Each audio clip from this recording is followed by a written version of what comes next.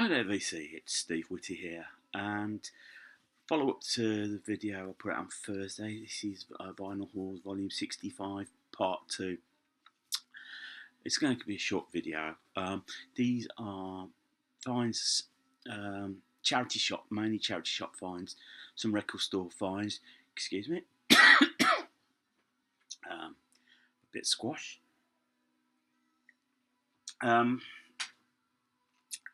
And I'll point out the charity shop finds because it was quite interesting what I'd found, what I had turned up. And the first record I'm going to show you is one such case where it's not in the cover is not in the greatest condition. It's sort of almost falling apart. And this is Hot Tuna. Now, this album has got a name to it. I'm trying to think what it's called. It's actually just known on the label as Hot Tuna, but it's in fact it is the second album. And for some reason, I just can't see the name on it. But you can see the cover is literally falling apart. And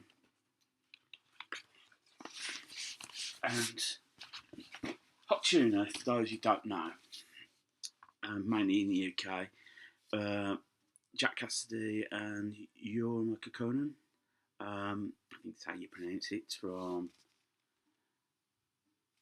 from Jefferson Airplane. This was sort of like this side project. Initially started as a side project, and it's very much bluegrass and country based. This is a live album. In fact, the first two albums were live. I think the first album, which is Hot Tuna, basically was a bluegrass album. This is more of an electric album. Now, I'm going to bear with me while I shoot it up and find out the actual proper name of this album. As I said, this came into the local Oxfam, which I volunteer in. A bag of records turned up, and you get through the initial excitement of finding these records. Then you just look at the cover and you just think, crikey, what's been happening to them? And I've actually now got the title of the album. It's called First Pull Up, Then Pull Down. You can't tell from the side. As it said, it's in an absolute awful shape. But the record plays. Record itself is not bad. It's an interesting album. I'm not sure if I'd want to go and checking out more Hot Tuna. It's very much a curiosity. I think if it wasn't the fact it had turned up, I wouldn't have probably picked it up. Though I am glad I did pick it up because it's actually not a bad album. Next album I picked up. This is from my local record store. This is Journey's album, and it's their Infinity album, which is their fourth album. And this is an American demonstration record, and it's on the Red Columbia label. This is as the album, as I said, it was the breakthrough in the States for them. It contains the song "Wheel in the Sky," one of my favourites, "Lights." Now, what had happened?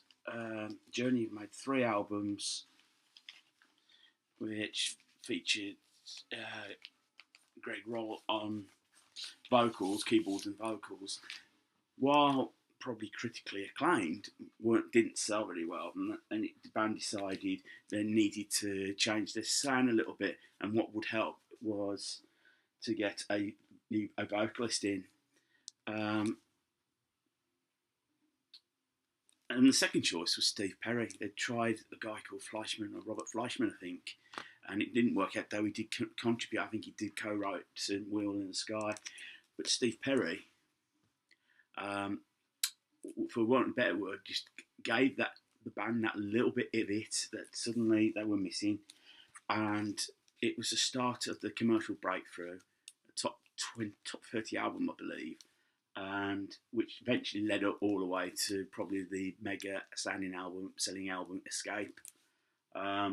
It's a good record. As I say, Lights is probably one of my favourite Journey songs. It's just an emotive song. I always think of that if I'm ever in the plane and I can sit at night time and see Lights of the City. It's just an evocative song. Next album, again, record store purchase. This is the debut album, Lynyrd Skynyrd, pronounced Lynyrd Skynyrd. I don't think I need to say that much about this album. You know, it's got Freebird on it for a start. Produced by Al Cooper. As I said, Freebird's on here. Tuesday's Gone, Give Me 3 Steps, Simple Man. You know, four tracks that are staple of the band. It's a gatefold, an MCA pressing. There you go. Very much a band in the image of its singer, Ronnie Van Zant.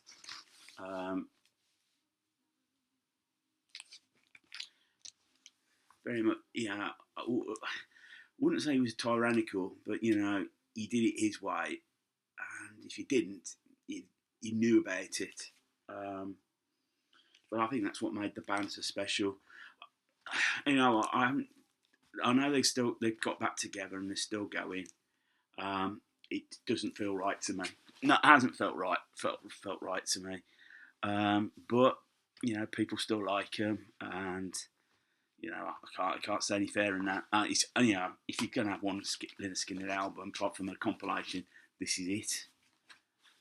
Now, part of that Hot Tuna record, there was another record that turned up, and there was some records that didn't have covers, and one such record was at Van Morrison, and this is Immaculate Speech of the Heart. If I can show that to you, can you see that? It just came like this. Record's not bad. There's a skip on it. Came out in 1983. It's okay, you know. It's 80s period Van Morrison. Sorry, I get it right way round. Nothing great. Nothing. Nothing too remarkable. In fact, to be honest, I think the inner sleeve's a bit more interesting. I think whoever owned this record and the records I'm showing, I think they've just been sat about loose for ages. I think it's just a case of putting them in. Covers have gone, and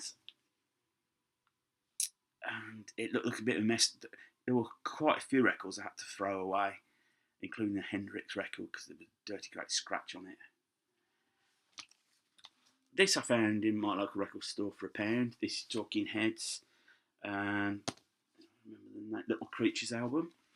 This is probably their features two of their major hits in the UK, and She Was and Road to Nowhere. The reason it cost me £1, and you think this looks great, is I don't know if you could see, you can see a dirty great white mark on there. It doesn't skip the record or anything like that. You just notice it when the needle goes across it, and you know, I thought I'll give it a chance, and it played. Apart from that, that it just played beautifully. Great record to have. Only second Talking Heads record in my collection. Back to this haul that I found in Oxfam, and I've been talking about Rory Gallagher. Now, to say I was pleased to find this Taste on the boards, the second album, was an understatement. Admittedly, it did not have an inner sleeve, and the record ain't in great condition. It's okay, I've cleaned it up, but there is a scratch on it, which does affect the sound a little bit. But I'm not going to complain because, you know, I haven't seen many Taste records out in the wild. So to have more Rory Gallagher, but also has a Taste album, I'm well pleased with that. Then another record we have to cover. This is Joe Walsh and his album Got Any Gum. Nothing remarkable about this. It's his 80s period. It came out in 1987, and it sounds very much like a late 80s record. well, you know, it's great. It's not bad, but it's not great. I wouldn't have, put it this way. It's not. I wouldn't have searched out for it. So a Motown compilation, Motown Gold, cover's well beaten. You can see the ring wear. Looks like somebody's had a bit of a snack on the cover.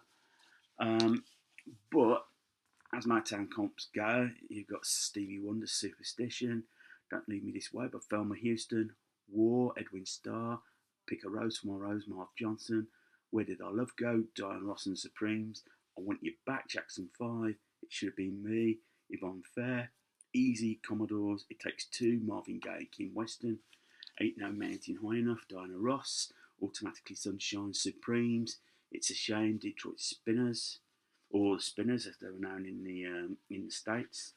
Papa was the Rolling Stone, The Temptations, Too Busy Thinking About My Baby, Marvin Gaye, I Can't Help Myself, Four Tops, This Old Heart of Mine Is Weak for You, Isley Brothers, My Guy, Mary Wells, and Tracks of My Tears. And I think I'll describe that, what I think about that song. You can have a party with this record on its own. It's not a bad little comp. You know, as great as Graham Greebo 69's pointed out on his comps, albums. There's no such thing as a good comp is a great record. Finally, again, no cover. This is a bit of an oddity. This is various artists, and the album's called, I'll get it right way around, Rainbow, and it says CBS special products. I mean, what I'm looking at it's just like a bit of a sort of highlighting of various acts on CBS. So you've got Somewhere My Love by the Ray Conniff Orchestra. Then you've got Suzanne by Leonard Cohen. Then you've got Tony Bennett singing For Once in My Life. Snowbird by Lynn Anderson. Raindrops Keep Falling on My Head by Johnny Mathis. What else? The Night They Drove Old Dixie Down, the band song by Vicky Carr. Two Cabaret by Louis Armstrong. Little Green Apples by O.C. Smith. But The Ballad of Bonnie and Clyde by George Fame. This is the main reason I got this record, because it was the #1 single, I believe, in the UK. Johnny Cash with Long-Legged Guitar Picking Man. Peter Nero's version of Obla Dee Obla Da, and Peter Nero, from what I can gather, was a bit of a jazz pianist, so it was his interpretation of that. And the album closed with Aretha Franklin singing her version of It Ain't Necessary. So a bit of an oddball, which concluded which will conclude this video. So if you liked what you see, feel free to comment. Well, thumbs up, thumbs down. Feel free to comment. We'll reply back to you. And if you're new to the channel and you liked what you've seen, just click on the subscribe button. I'm always grateful for more subscribers, like anybody here who puts videos on YouTube. So enjoy the rest of your Sunday, VC. Until the next video, take care, keep smiling, and just more importantly, keep listening to the music. Bye.